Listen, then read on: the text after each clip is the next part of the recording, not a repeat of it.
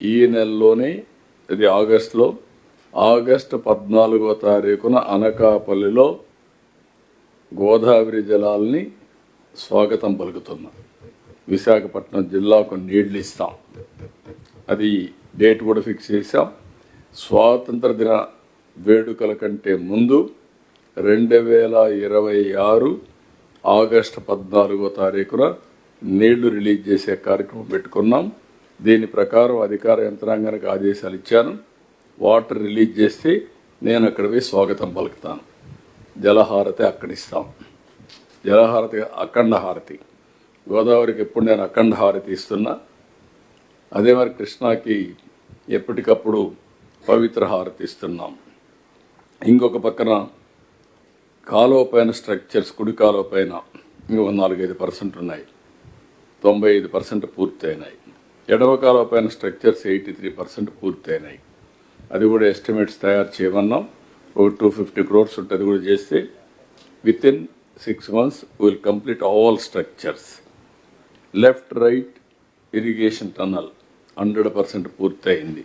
మీరే చూసుంటారు. టన్నల్స్ చాలా బాగా వచ్చాయి. పనులన్నీ పూర్తయినాయి. ఇంకొక పక్క నేను ముందే చెప్పాను, ఈసీఆర్ఎఫ్ డ్యామ్ గ్యాప్ 1 48%, 2 30% పూర్తయినాయి.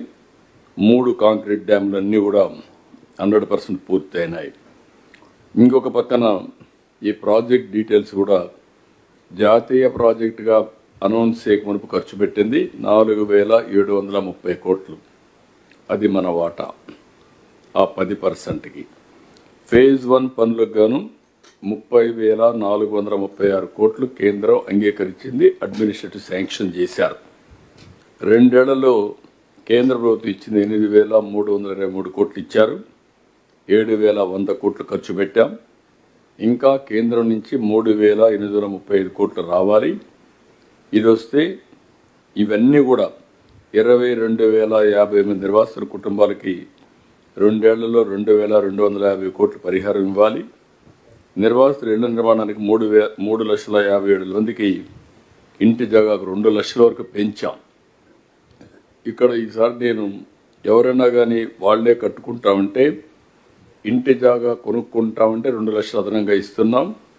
ఇల్లు కట్టుకుంటామంటే కూడా వాళ్ళకి అదనంగా డబ్బులు ఇచ్చి వాళ్ళనే కట్టుకోమని చెప్పాం.